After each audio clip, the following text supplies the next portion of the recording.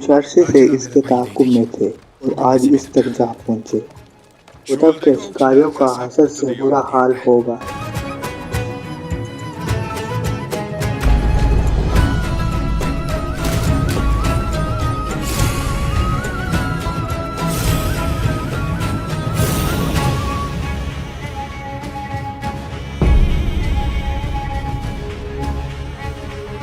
چنگیز خان کی بھڑکائی ہوئی آگ روز بروز پھیلتی جا رہی ہے۔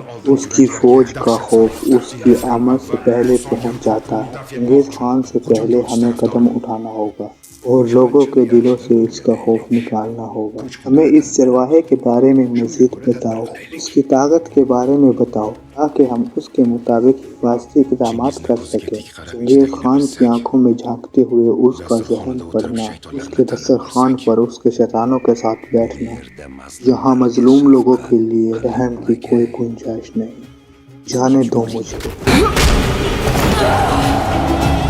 رک جاؤ،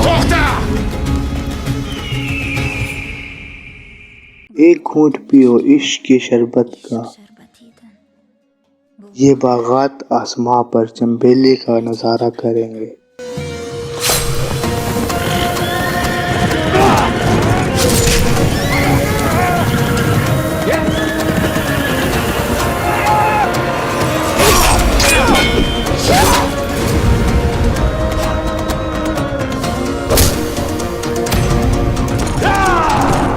جلال الدین خوارزم شاہ، 14 فروری سے اردو ڈبنگ میں۔